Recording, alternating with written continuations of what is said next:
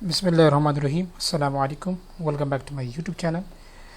आज की इस वीडियो में हम डिस्कस करेंगे पेडियाट्रिक्स के यूनिट एंडोक्राइन डिसफंक्शन को। डाउ यूनिवर्सिटी का जो हमारा लेक्चर है इसको हम डिस्कस करेंगे। बेसिकली एंडोक्राइन डिसफंक्शन की अगर हम बात करें तो एंडोक्राइन डिसफंक्शन जो है those disorder which are related to endocrine dysfunction are called endocrine disorder और endocrine dysfunction। Multiple endocrine related disorders हैं जिसको हम डिस्कस करेंगे। तो सबसे पहले अपने ऑब्जेक्टिव्स की बात करेंगे। हम सबसे पहले Cushing syndrome, diabetes mellitus, hypothyroidism, hyperthyroidism, hyperpituitarism और इसके अलावा समथिंग मोर डिसऑर्डर्स को जो है डिस्कस करेंगे। उसके कॉजेस को पढ़ेंगे, साइन एंड सिम्टम्स को पढ़ेंगे और इसके अलावा डायग्नोस्टिक टेस्ट और उसके मेडिकल एंड नर्सिंग मैनेजमेंट को डिस्कस करेंगे। तो सबसे पहले हम कशिंग सिंड्रोम की बात करेंगे। तो कशिंग सिंड्रोम एक ऐसा डिसऑर्डर होता है कि जिसके अंदर ग्लूकोकोर्टिकोइड्स, जिसे हम बेसिकली ग्लूकोकोर्टिकोइड्स को हम बेसिकली कोर्टिसोल हार्मोन्स भी कहते हैं, उस हार्मोन्स की जो है सिक्रीशन बढ़ जाती है। तो इससे जो सिम्टम्स आते हैं उसे हम कशिंग सिंड्रोम कहते हैं। और जब ये कशिंग सिंड्रोम तब डेवलप होता है जब हमारी किडनी के ऊपर एक ऑर्गन होता है जिसे हम बेसिकली एड्रीनल ग्लैंड कहते हैं। उस एड्रीनल ग्लैंड के दो हिस्से होते हैं, को हम एड्रीनल कॉर्टेक्स कहते हैं और दूसरे को हम एड्रीनल मेडुला कहते हैं। जब एड्रीनल कॉर्टेक्स के अंदर जो कोर्टिसोल हार्मोन होता है, जब उसकी सिक्रीशन बढ़ जाती है तो दैट कंडीशन कॉल्ड जो है कशिंग सिंड्रोम। और जब पिट्यूटरी ग्लैंड से बेसिकली कोर्टिसोल हार्मोन की सिक्रीशन बढ़ जाती है तो that condition is called Cushing disease. तो ये याद रखें, ये दो मेजर डिफरेंस है। इस कंडीशन को हम हाइपर कोर्टिसोलिज्म भी कहते हैं क्योंकि ये जो कोर्टिसोल हार्मोन्स है ये बेसिकली कोर्टिकोस्टेरॉइड्स कहलाते हैं, स्टेरॉइड इन नेचर होते हैं, यानी कि ये लिपिड से बने होते हैं। ठीक है, तो हाइपर फंक्शनिंग एड्रीनल ग्लैंड, जैसे कि मैंने पहले बताया कि एक्सेसिव कोर्टिसोल जो होता है basically excessive secretion of adrenocorticotropic hormones जो है या तो पिट्यूटरी ग्लैंड से बढ़ जाते हैं, और जब ये पिट्यूटरी ग्लैंड से बढ़ जाते हैं तो पिट्यूटरी ग्लैंड के अंदर या तो कोई एडिनोमा होता है या पिट्यूटरी ट्यूमर होता है। तो उसमें बेसिकली बहुत सारे ऐसे एक्सपोजर्स होते हैं जिससे कि ग्लूकोकोर्टिकोइड्स, ज़्यादा से ज़्यादा ग्लूकोकोर्टिकोइड्स जो पिट्यूटरी ग्लैंड प्रोड्यूस करता है, और इसके अलावा एक्सोजीनियस ग्लूकोकोर्टिकोइड्स को हम इनटेक करते हैं, यानी बाहर से हम ऐसे ग्लूकोकोर्टिकोइड्स लेते हैं जिसकी वजह से कोर्टिसोल लेवल जो है बढ़ जाते हैं। उसका इफेक्ट जो है बेसिकली फैट की मेटाबॉलिज्म फास्ट हो जाती है, प्रोटीन की मेटाबॉलिज्म बहुत फास्ट हो जाती है, कैल्शियम मेटाबॉलिज्म, और इसके अलावा मिनरलोकोर्टिकोइड के जो इफेक्ट्स होते हैं, जो असरात होते हैं, वो भी जाहिर हो जाते हैं। साइन एंड सिम्टम में वेट गेन होता है, मून की तरफ फेस होता है जिसके राउंड, और इसके अलावा पेयर शेप का जो फेस होता है। बुफेलो हम का मतलब ये होता है कि बिटवीन दी शोल्डर्स के दरमियान जो है एक बल्जिस बन जाती है, एक जो है टिश्यूज़ का एक हम बन जाता है जिसे बुफेलो हम कहते हैं। जिस तरह जो बेल वगैरह के पीठ पर एक स्ट्रक्चर जो है बाहर की तरफ मोड़ा सा निकला होता है उसे बुफेलो हम कहते हैं। वोंड हीलिंग जो है वो डिस्टर्ब हो जाती है। ऑस्टियोपोरोसिस होते हैं, हड्डियाँ जो अंदर से बोन मिनरल डेंसिटी उसकी बोन मास डेंसिटी उसकी डिक्रीज हो जाती है। हाइपरग्लाइसीमिया होता है, ग्लाइसीमिया क्योंकि ग्लूकोज की मेटाबॉलिज्म, कार्बोहाइड्रेट की मेटाबॉलिज्म फास्ट होगी तो लीडिंग टू हाइपरग्लाइसीमिया। हाइपरटेंशन बहुत ज़्यादा होगी और इसके अलावा इन्फेक्शंस के चांसेस जो हैं वो बढ़ जाते हैं। इसके अलावा डायग्नोस्टिक फाइंडिंग में बात करें तो डायग्नोस्टिक के लिए हम टेस्ट करते हैं सीरम कोर्टिसोल लेवल, वो लेवल बढ़ जाते हैं, और इसके अलावा एड्रीनोकोर्टिकोट्रॉपिक हार्मोन्स जिससे कोर्टिसोल की स्टिमुलेशन होती है, जो यानी एड्रीनोकोर्टिकोट्रॉपिक हार्मोन्स जो ये पिट्यूटरी ग्लैंड रिलीज करता है और बेसिकली जो एड्रीनल कॉर्टेक्स होता है उसको स्टिमुलेट करते हैं और उससे जो है कोर्टिसोल हार्मोन पैदा होता है। जब एड्रीनोकोर्टिकोट्रॉपिक हार्मोन्स के सिग्नल बढ़ेंगे तो इस कंडीशन में भी कोर्टिसोल लेवल जो है बढ़ जाएगा। हाइपरनेट्रीमिया, हाइपोकेलीमिया एंड हाइपोकैल्सीमिया में कैल्शियम और इसके अलावा पोटेशियम दोनों कम होंगे और सोडियम जो बढ़ जाएगा। मोस्ट इंपॉर्टेंट पॉइंट है। मेडिकल मैनेजमेंट की बात करें तो हार्मोनल बैलेंस को रिस्टोर करेंगे और इसके अलावा कशिंग सिंड्रोम को भी रिवर्स करेंगे। ड्रग थेरेपी जैसे कि डायूरेटिक हो गया, इसके अलावा बहुत सारे ऐसे थेरेपी है पोटेशियम सप्लीमेंट से, इसके अलावा अमाइनो ग्लूटाथाइमाइड वगैरह ऐसे ड्रग थेरेपी हम देंगे। सर्जरी बायलेटरल एड्रीनलेक्टोमी जो है, बेसिकली एड्रीनलेक्टोमी का मतलब ये होता है कि एड्रीनल ग्लैंड जो होता है उसके एक पार्ट को हम रिमूव करते हैं। इसके अलावा हाइपोसेक्टोमी भी हम करते हैं अगर पॉसिबल हुआ तो उस कंडीशन में। ये दोनों बेसिकली एड्रिनल ग्लैंड की सर्जरी के एक टर्म इस्तेमाल होते हैं। इसके अलावा आगे हम बात करेंगे नर्सिंग इंटरवेंशन जो है मेडिकेशन को एडमिनिस्टर करेंगे, फ्लूइड्स इलेक्ट्रोलाइट्स को मॉनिटर करेंगे, प्रोटेक्टिव मेजर्स लेंगे ताकि पेशेंट जो इन्फेक्शन से प्रोवाइड हो जाए, और हाइपरग्लाइसीमिया की जो इवैल्यूएशन है उसको नोट करेंगे, इनपुट और आउटपुट को देखेंगे। Okay, next basically diabetes mellitus एक ऐसा कंडीशन कि जिसमें ग्लूकोज की मेटाबॉलिज्म्स नहीं होती, ग्लूकोज की डाइजेशन नहीं होती, या ब्लड से ग्लूकोज को पिक करने की और उसको ग्लाइकोजन में कन्वर्ट करने का जो प्रॉपर कंप्लीट मैकेनिज्म होता है वो नहीं होता। इस कंडीशन को हम डायबिटीज़ मिलेटस कहते हैं। There are two types of diabetes mellitus, type 1 and type 2। Type 1 का मतलब ये होता है कि जिसमें इंसुलिन बिल्कुल स्टॉप होता है, इंसुलिन प्रोड्यूस ही नहीं होता। इंसुलिन एक ऐसा हार्मोन होता है कि जो बीटा सेल पेनक्रियास के अंदर प्रोड्यूस करता है और ब्लड से तमाम ग्लूकोज लेवल जो हम मीठा खाते हैं उसको जो है बेसिकली कन्वर्ट करते हैं ग्लाइकोजन में, और वो ग्लाइकोजन हमारे मसल्स और लीवर के अंदर स्टोर होता है। टाइप 1 में इंसुलिन पैदा नहीं होता। टाइप 2 में जो इंसुलिन में रेजिस्टेंस आती है, इंसुलिन जिस सेल्स के ऊपर काम करते हैं उसके रिसेप्टर्स के ऊपर जो है रेजिस्टेंस पैदा होते हैं, तो इंसुलिन प्रॉपरली उन सेल के साथ बाइंड नहीं होता, और इस कंडीशन को नॉन इंसुलिन डायबिटीज़ मिलेटस कहते हैं। और टाइप 1 को हम इंसुलिन डिपेंडेंट डायबिटीज़ मिलेटस कहते हैं। Diabetes mellitus blood sugar levels का चार्ट देते हैं एज से रिलेटेड। 6 to 12 ईयर्स जो है फास्टिंग में उसका 80 to 180 मिलीग्राम पर डेसीलीटर होना चाहिए, ठीक है, फास्टिंग पे। और खाना खाने से पहले बिफोर मील 90 से लेकर 180 मिलीग्राम पर डेसीलीटर बिफोर एक्सरसाइज, ठीक है। ये इसके कुछ वैल्यूज़ है। बेड टाइम पर 100 से लेकर 180 मिलीग्राम पर डेसीलीटर होना चाहिए। 13 to 19 ईयर्स जो है वो 70 to 150 मिलीग्राम पर डेसीलीटर होना चाहिए। इसके अलावा ये इसके कुछ वैल्यूज़ है, लेकिन ये वैल्यूज़ एक्यूरेट वैल्यू नहीं होती क्योंकि हर एक लेबोरेटरी में जो केमिकल रिएजेंट इस्तेमाल करते हैं उसकी अलग अलग वैल्यूज़ होते हैं।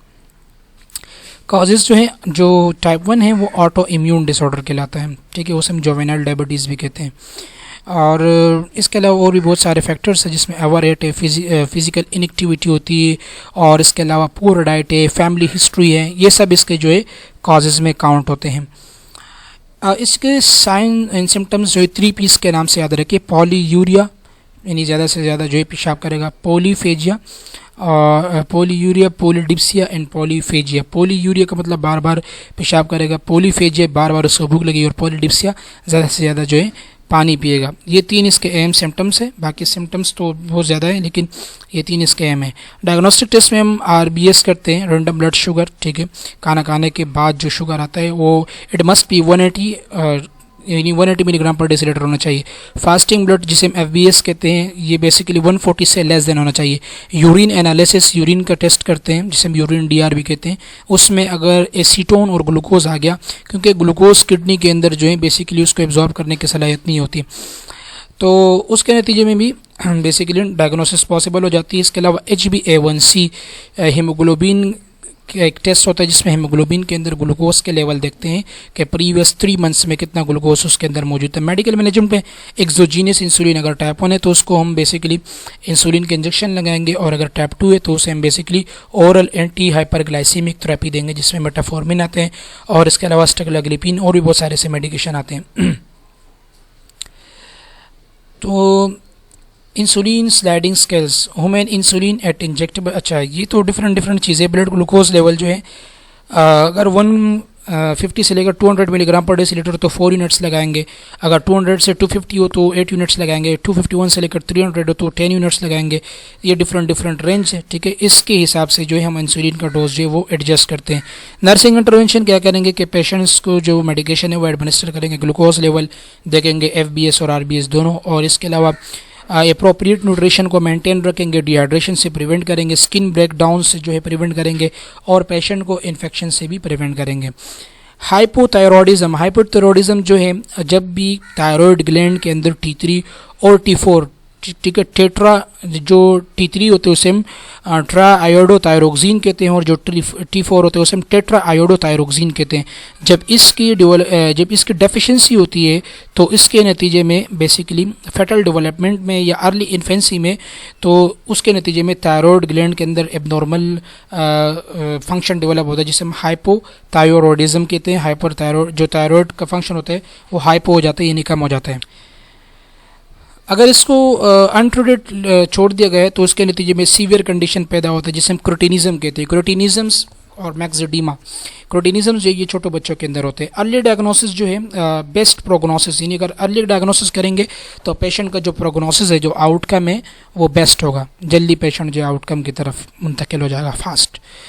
काजेज जो है डिफेक्टिव एम्ब्रियोनिक डेवलपमेंट, मतलब ये है कि एम्ब्रियोनिक स्टेज पर इनसाइड द यूट्रस बच्चे की जो है डेवलपमेंट प्रॉपरली नहीं हुई। Anti thyroid drugs taken during the pregnancy, mother ने एंटी थायराइड ड्रग्स लिए, उसने जो फीटस है उसके थायराइड ग्लैंड के ऊपर इफेक्ट डाला गया।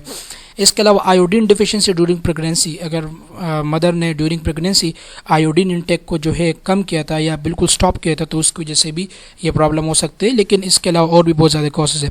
सिम्टम्स में पेल और ड्राई स्किन आते हैं, कॉन्स्टिपेशन आते हैं। इसके अलावा स्लो रिफ्लेक्सेस, जो मोटर नर्व होते हैं या जो बेसिकली रिफ्लेक्सेशन होता है उसकी रिफ्लेक्स, यानी जो ऑटोनॉमिक रिफ्लेक्स होते हैं वो बिल्कुल स्लो होते हैं। मसल स्टन जो बिल्कुल पुअर होते हैं, और जॉइंटिस होती है बार बार। इसके अलावा प्रोट्रूडिंग टंग जो होता है ऊपर लिफ्ट के साथ बिल्कुल चिपका होता है, ठीक है, यानी जब मुंह उसका खुला रहता है एनी टाइम, और उसके अंदर टंग जो है वो अपर लिप की तरफ जो है ज़्यादा उसका झुकाव होता है। ओके। इसके अलावा जो चिन है उस चिन के वो चिन यानी नेक जो होगा, नेक बिल्कुल नज़र ही नहीं आएगा, ठीक है। आप इसमें देख सकते हैं ये कंडीशन है, क्लिनिकल पिक्चर है बिफोर ट्रीटमेंट और आफ्टर ट्रीटमेंट। आप देख सकते हैं कि कितनी इंप्रूवमेंट हो चुकी है। डायग्नोस्टिक टेस्ट फाइंडिंग्स में TSH लेवल जो है वो एलिवेटेड होगी, थायराइड स्टिमुलेटिंग हार्मोन, ठीक है, और T3 और T4 जो है वो कम होगा, ठीक है। In hip, knee and thigh X-ray, इस एक्सरे में जो है स्केलेटल डेवलपमेंट जो है वो थोड़ा सा डिले हो चुका होगा। Thyroid scan show decrease Uptake level of iodine.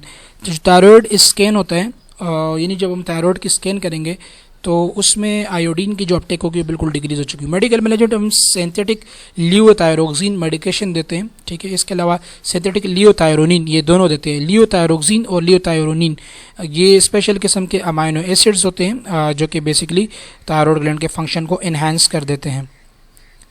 Nursing intervention में बेसिकली तमाम के तमाम नर्सिंग इंटरवेंशन सेम है, इसको याद करने की ज़रूरत नहीं है। क्या करेंगे, वाइटल साइन मिनट के जो है मॉनिटर करेंगे, इनपुट आउटपुट मॉनिटर करेंगे, डिहाइड्रेशन से बचाएंगे, इन्फेक्शन से बचाएंगे, और इसके अलावा रेक्टल टेम्परेचर को जो है 2 to 2 आवर्स जो है बार बार देखेंगे, और इसके अलावा पेशेंट की पोजीशन का भी ख्याल रखेंगे। ये तमाम जो नर्सिंग इंटरवेंशन है तकरीबन तमाम पेशेंट में सेम होता है। हाइपरथायरॉयडिज्म एक ऐसा कंडीशन होता है कि जिसमें थायराइड ग्लैंड जो होते हैं वो हाइपर प्लास्टिक हो जाते हैं, यानी जो थायरोट्रोपिक सेल होते हैं थायराइड ग्लैंड्स के, उनके नंबर बढ़ जाते हैं, और उसके नतीजे में जो फॉलिकुलर सेल्स होते हैं थायराइड ग्लैंड्स में वो भी बेसिकली उनके नंबर भी बढ़ जाते हैं, उनके सेल भी बढ़ जाते हैं, और उसके नतीजे में 2 से 3 टाइम्स जो है थायराइड ग्लैंड का जो नॉर्मल फंक्शन होता है उससे वो फंक्शन जो है ज़्यादा हो जाते हैं। फॉलिकुलर सेल जो है ये बेसिकली ज़्यादा से ज़्यादा हार्मोन्स जो है सीक्रेट करना शुरू कर देता है, और इसके अलावा amount of thyroid in blood जो है बॉडी रिक्वायरमेंट, यानी बॉडी रिक्वायरमेंट से ज़्यादा थायराइड ग्लैंड की जो मिकदार होती है वो बढ़ जाती है। हाइपरथायरॉयडिज्म जो है मुख्तलिफ कैटेगरीज में इसको क्लासीफाई किए गए। टॉक्सिक गोइटर, इसके अलावा थायरोटॉक्सिकोसिस जिसे हम बेसिकली थायरॉयडिस्टॉम भी कहते हैं, और ग्रेव डिजीज़, ये तीनों जो है बेसिकली हाइपरथायरॉयडिज्म्स की कैटेगरी के अंदर आते हैं। काजेज में ऑटो इम्यून डिसऑर्डर्स, जो ग्रेव डिजीज़ है, याद रखिए Grave disease auto immune disorder. इसके अलावा जो थायराइड स्टिमुलेटिंग इम्यूनोग्लोबुलिन्स प्रोटीन होते हैं उसके नतीजे में भी बेसिकली ये कंडीशन पैदा होते हैं। थायराइड एडिनोमा एक ट्यूमर होता है थायराइड ग्लैंड के अंदर, उसकी वजह से भी ये कंडीशन पैदा हो सकता है। इसके अलावा आयोडीन रिच फूड, अगर हम बहुत ज़्यादा आयोडीन लेंगे तो थायराइड एफिशिएंसी होगी, अगर बहुत कम लेंगे तो थायराइड डेफिशिएंसी होगी, अगर बहुत ज़्यादा लेंगे तो हाइपरथायरॉयडिज्म, अगर बहुत कम लेंगे तो hypothyroidism. You must remember. Okay, sign and symptoms में बेसिकली डायरिया होगा, इसके अलावा मेंस्ट्रुअल चेंजेस होंगे, एमिनोरिया यानी कि absence of cycle, muscle wasting, weight loss होगा, इसके अलावा सिस्टोलिक ब्लड प्रेशर बढ़ जाएगा, ब्रेस्ट इनलार्जमेंट होगी और इसके अलावा थायराइड ग्लैंड इनलार्ज हो जाएगा और इसके अलावा फेशियल फ्लशिंग होगी, बल्जिंग आइस होगी, आंखें जो है बिल्कुल बाहर की तरफ आ जाएगी, बाल जो है बिल्कुल हेयर होंगे और हीट को टॉलरेट नहीं करेगा।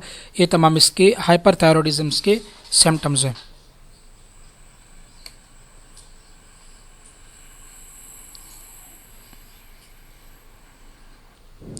डायग्नोस्टिक टेस्ट में सीरम थायराइड स्टिमुलेटिंग हार्मोन दोबारा देखेंगे, T3 और T4 भी देखेंगे, थायराइड एंटीबॉडीज़ भी देखेंगे, जिसे हम ऑटो इम्यून डिसऑर्डर में अगर थायराइड एंटीबॉडीज़ बन चुके होते हैं थायराइड को ख़त्म करने के लिए, अपने ही बॉडी अपना ही इम्यून सिस्टम जब एंटीबॉडीज़ बनाते हैं तो उसे हम बेसिकली ग्रेव डिजीज़ का नाम देते हैं। Radio active iodine uptake test, ये basically radio active iodine test में हम देखते हैं कि बेसिकली रेडियो एक्टिव आयोडीन जो होता है इसमें थायराइड सेल्स को डिस्ट्रॉय करते हैं। ये एक प्रोसीजर होता है हाइपरथायरॉयडिज्म को ट्रीट करने के लिए। ओके, इसके बाद ये ट्रीटमेंट में हम रेडियो एक्टिव आयोडीन देते हैं, ठीक है। इसके अलावा 5 मिलीक्यूरीज कुछ इस तरह के डोज एडजस्ट करते हैं, रेडियोलॉजिस्ट इसको बेहतर जानते हैं। एंटी थायराइड मेडिसिन में बेसिकली मेथिमाजोल देते हैं और इसके अलावा बीटा एड्रेनर्जिक ब्लॉकिंग एजेंट्स भी देते हैं। सर्जिकल रिमूवर ऑफ थायराइड, जिसे हम थायरोइडेक्टमी कहते हैं, ये प्रोसीजर भी परफॉर्म करते हैं। नर्सिंग इंटरवेंशन में पेशेंट्स को कूल और क्वाइट इन्वायरमेंट फराहम करना है, इसके अलावा वेट को मॉनिटर करना है और इसके अलावा electrocardiogram, heart rate and blood pressure, respiratory distress को देखना है। पोस्ट ऑपरेटिव ट्रीटमेंट है इसका, पोस्ट ऑपरेटिव इंटरवेंशन है और इसके अलावा इलेक्ट्रोलाइट इम्बैलेंस को भी मॉनिटर करना है। अच्छा, इसके बाद पिट्यूटरी ग्लैंड बेसिकली ये पी साइज का होता है और हमारे ब्रेन के अंदर पाए जाते हैं। इसके दो हिस्से होते हैं, एक हम एंटीरियर कहते हैं और एक हम पोस्टीरियर कहते हैं। याद रखें, एंटीरियर पिट्यूटरी ग्लैंड को इसके पार्ट्स, इसके हार्मोनल सिक्रीशन बहुत ज़्यादा है, आपको याद नहीं रहेंगे, लेकिन पोस्टीरियर का आप याद रखें। पोस्टीरियर से बेसिकली 2 हार्मोन आते हैं, एक को हम प्रोलैक्टिन कहते हैं और एक को हम एंटी डायूरेटिक हार्मोन्स कहते हैं, जिसको आगे हम डिस्कस करेंगे। फंक्शन ऑफ पिट्यूटरी ग्लैंड, तो ये आप देख सकते हैं ग्रोथ हार्मोन्स आता है, ये सारे के सारे जो हार्मोन्स है ये, ठीक है, होपफुली आपको नज़र आ रहे होंगे, ये एंटीरियर पिट्यूटरी ग्लैंड प्रोड्यूस करते हैं। और ये जो इस साइड वाले एंटी डायूरेटिक हार्मोन्स है और ऑक्सीटोसिन है, ये पोस्टीरियर पिट्यूटरी ग्लैंड जो प्रोड्यूस करते हैं। ग्रोथ हार्मोन से बोन की इलोंगेशन यानी ग्रोथ में अपना रोल पार्टिसिपेट करते हैं। एड्रिनल कॉर्टेक्स, एड्रिनोकोर्टिकोट्रोपिक हार्मोन्स बढ़ेंगे तो एड्रिनल कॉर्टेक्स से जो है कॉर्टिसोल हार्मोन की सिक्रीशन होगी, अगर बहुत ज़्यादा होगी तो उससे कशिंग सिंड्रोम होगा। थायराइड स्टिमुलेटिंग हार्मोन बहुत ज़्यादा अगर ये सिक्रेट होगा तो उसके नतीजे में बेसिकली थायराइड ग्लैंड जो T3 और T4 की सिक्रीशन यानी उसकी सिंथेसिस स्टार्ट करेगा, अपना फंक्शन प्ले करेगा। इसी तरह गोनेडोट्रोपिक हार्मोन्स में FSH और LH आता है, ये दोनों मेल एंड फीमेल के जो सेक्सुअल हार्मोन्स होते हैं। टेस्टिस और ओवरीज इसका टारगेट ऑर्गन होता है।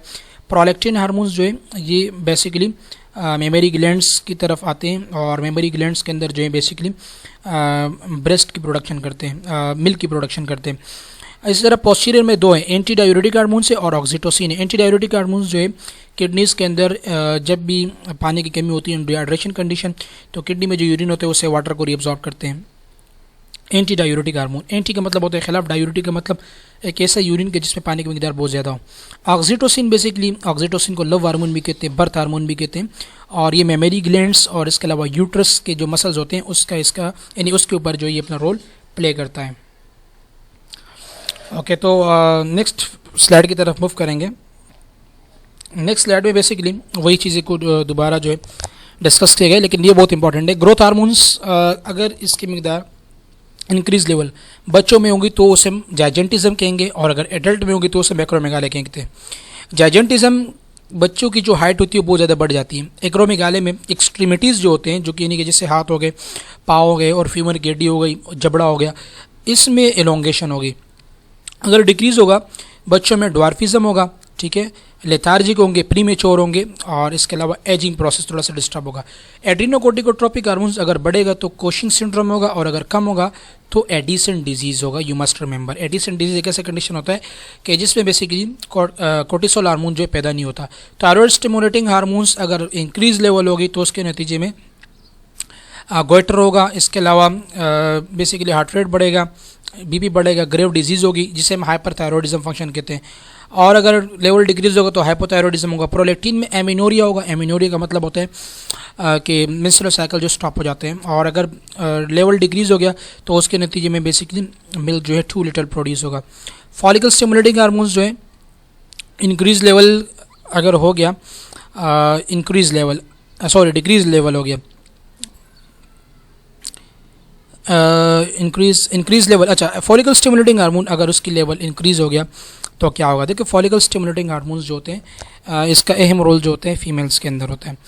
अगर कम हो गए, यानी अगर बहुत ज़्यादा हो गए, यहाँ पर तो मेंशन नहीं किया गया स्लाइड में, लेकिन अगर बहुत ज़्यादा हो गए तो उस कंडीशन में भी इनफर्टिलिटी होती है। अगर बहुत ही कम हो गए तो कोई प्रॉब्लम नहीं है, प्यूबर्टी के अंदर भी बहुत कम होता है, ठीक है, लेट प्यूबर्टी में। और इसके अलावा इनफर्टिलिटी के अंदर भी बहुत कम होता है। इसकी नॉर्मल रेंज होनी चाहिए जो कि अपनी हर एक लेबोरेटरी जो है अलग अलग अपने केमिकल रेजेंट के हिसाब से उसकी जो वैल्यू है वो देते हैं।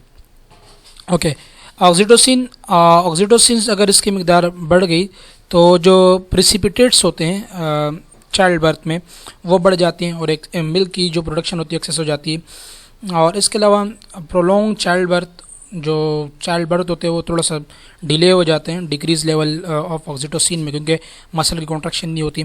एंटी डायूरेटिक और जिसे हम वेज़ोप्रेसिन कहते हैं, अगर इसकी मिकदार जो है बहुत ज़्यादा हो गया तो ज़्यादा से ज़्यादा पानी रिटेंशन होगा और ब्लड का जो वॉल्यूम होगा वो बढ़ जाएगा, तो उसकी वजह से ब्लड प्रेशर भी बढ़ेगा, यूरिनरी आउटपुट डिक्रीज हो जाएगा, एडीमा हो सकता है। इसके अलावा syndrome of inappropriate anti diuretic hormones भी आ सकते हैं जो कि एक अनदर कंडीशन है, एडल्ट के अंदर होते हैं।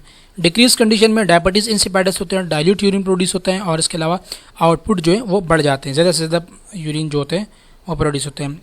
हाइपोपिट्यूटरिज्म एक ऐसा कंडीशन होता है कि जिसमें पिट्यूटरी ग्लैंड का जो फंक्शंस होता है वो रिड्यूस हो जाता है, हाइपो हो जाता है। हाइपोपिट्यूटरिज्म जेनेटिक कंडीशन में भी हो सकता है, ठीक है। इसके अलावा हाइपोथैलेमस या पिट्यूटरी ग्लैंड के अंदर कोई ट्यूमर हो गया तो उसकी वजह से भी हो सकता है, ब्रेन इंजरी से भी हो सकते हैं और रेडिएशन एक्सपोजर की वजह से भी हो सकता है। ब्लड टेस्ट हम करते हैं, सीटी और एमआरआई करते हैं और इसके अलावा स्टिमुलेशन टेस्ट, डिफरेंट टेस्ट आते हैं जिसमें पिट्यूटरी ग्लैंड को स्टिमुलेट करते हैं और उसके फंक्शन को देखा जाता है। ओके, नेक्स्ट जो है साइलेंट सिम्टम में बच्चों में फटीज प्रॉब्लम आएगी, वेट लॉस होगा, शॉर्ट स्टैचर जिसे हम ड्वार्फिज्म कहते हैं, डिलेड प्यूबर्टी और लो एपेटाइट नहीं लगेगी। ये इसके डिफरेंट कंसिक्वेंसेस हैं। ट्रीटमेंट की बात करेंगे तो सबसे पहले हम कॉर्टिकोस्टेरॉइड रिप्लेस करेंगे, ठीक है। हाइपोपिट्यूटरिज्म का मतलब ये है कि पिट्यूटरी ग्लैंड ने अपना फंक्शन जो वो रिड्यूस कर दिया है, तो फिर पिट्यूटरी ग्लैंड के जो एंटीरियर और पोस्टीरियर दोनों पार्ट्स हैं उनके हार्मोन्स को हमने पढ़ लिए। कॉर्टिकोस्टेरॉइड हार्मोन भी वहाँ से आता है, ग्रोथ हार्मोन भी आते हैं, सेक्स हार्मोन भी आते हैं, उन सबको जो है सिंथेटिकली इंजेक्शन की सूरत में, मेडिसिन की सूरत में उसको रिप्लेस करेंगे। ये इसका ट्रीटमेंट है। नर्सिंग इंटरवेंशन में वाइटल साइन, ब्लड प्रेशर और हार्ट रेट को मॉनिटर करेंगे और डेली लेवल को भी हम मॉनिटर करेंगे। आई थिंक स्लाइड, अच्छा ठीक है। और इसके अलावा anti diuretic hormone from the pituitary gland regulate fluid retention. अच्छा, वेट को डेली मॉनिटर करेंगे क्योंकि अगर एंटी डायूरेटिक हार्मोन्स जो है उसकी कमी हो गई तो ज़्यादा से ज़्यादा पेशाब में पानी रिलीज होगा और फ्लूइड रिटेंशन यानी फ्लूइड डिफिशिएंसी होगी, फ्लूइड डिफिशिएंट वॉल्यूम जो है कंडीशन पैदा हो जाएगा। इसके अलावा लेबोरेटरी टेस्ट को मॉनिटर करेंगे, ठीक है, हार्मोनल डेफिशिएंसीज को, जब तक पेशेंट के जो सिम्टम्स है वो सबसाइड नहीं होते। हाइपर पिट्यूटरिज्म एक ऐसा कंडीशन होता है जिसे हम पिट्यूटरी ग्लैंड्स की ओवर एक्टिविटी कहते हैं। एक मेडिकल कंडीशन होता है जिसमें पिट्यूटरी ग्लैंड्स जो है टू मच वन और मोर हार्मोन्स को प्रोड्यूस करते हैं। काजेस जो है बेसिकली ट्यूमर हो सकता है पिट्यूटरी ग्लैंड में, जेनेटिक डिसऑर्डर हो सकते हैं और रेडिएशन थेरेपी की वजह से भी पिट्यूटरी ग्लैंड जो ओवर एक्टिव हो जाते हैं। साइन एंड सिम्टम में जाइजेंटिज्म हो सकता है, टॉल स्ट्रेचर हो सकता है, ठीक है। जाइजेंटिज्म मतलब बच्चों में जब हाइट जो है बहुत ज़्यादा बढ़ जाते हैं। इसके अलावा टॉल स्ट्रेचर जैसे हम एक्रोमेगाले कहते हैं, एडल्ट के अंदर बेसिकली अगर ये कंडीशन पैदा होता है तो एडल्ट के जो हाथ होते हैं, पाँव होते हैं वो बड़े हो जाते हैं, जबड़ा भी बड़ा हो जाते हैं, बुफेलो हम, टॉर्सो सिंड्रोम्स, ये सारे इसमें आते हैं, ठीक है। डबल विजन आती है, इंटरनल ऑर्गन्स भी इसमें इनलार्ज हो जाते हैं क्योंकि ग्रोथ हार्मोन बहुत ज़्यादा बढ़ जाते हैं। ग्रोथ हार्मोन की वजह से बोन के अंदर एलोंगेशन होती है, सेल के अंदर एलोंगेशन होती है, टिश्यू और ऑर्गन्स के अंदर। डायग्नोस्टिक टेस्ट की बात करें तो ब्लड टेस्ट लेते हैं और ग्लूकोज टॉलरेंस टेस्ट लेते हैं क्योंकि यहाँ से भी ग्लूकोज को कितना टॉलरेंट किया जाता है उसको भी डिस्कस करना ज़रूरी होता है ताकि पिट्यूटरी ग्लैंड की जो स्पेशल फंक्शंस होते हैं उसको इवैल्यूएट कर सकते हैं। सीटी और एमआरआई देखेंगे, ठीक है, सीटी स्कैन और एमआरआई में पता लग सकता है कि पिट्यूटरी ग्लैंड के अंदर क्या मौजूद है। अगर एडिनोमा हुआ तो उसको एक्सरसाइज करेंगे, उसको काटेंगे, रेडिएशन थेरेपी देंगे और ट्यूमर को श्रिंक करने के लिए मेडिसिन देंगे। नर्सिंग इंटरवेंशन में वाइटल साइन को मॉनिटर करेंगे, मेडिकेशन को एडमिनिस्टर करना है, इमोशनल सपोर्ट देना है, पेशेंट को एजुकेट करना है और पेशेंट्स के जो अटेंडेंट होते हैं उसको भी एजुकेट करना है और जो कॉम्प्लिकेशंस है उसको मॉनिटर करना ज़रूरी है। Thank you very much. Hopefully कि ये लेक्चर आपको समझ में आया होगा। ये यूनिट चूँकि मटेरियल तो इसमें बहुत अच्छा है, लेकिन चूँकि डाउ यूनिवर्सिटी ऑफ हेल्थ साइंसेस इसके जो जितने भी एफिलेटेड इंस्टीट्यूट है उस इंस्टीट्यूट्स के जो एग्ज़ाम होते हैं वो मोस्टली इनके अपने ही यूनिट से बनते हैं। सो दैट्स वाई अगर कितना भी बेहतर लेक्चर आप क्यों ना बनाएं, इंटरनेशनल बुक से अगर आप उसको जो है कंपोज करें, लेकिन फिर भी स्टूडेंट का फोकस बहुत ज़्यादा होता है कि वो अपने ही जो मेन कैंपस है उस यूनिवर्सिटी के ही लेक्चर्स को पढ़े। So that's why that reason मैंने ये लेक्चर जो है अपलोड किया। Thank you very much for being. इंशाल्लाह नेक्स्ट यूनिट में आपके साथ मुलाकात होगी। अल्लाह हाफिज़।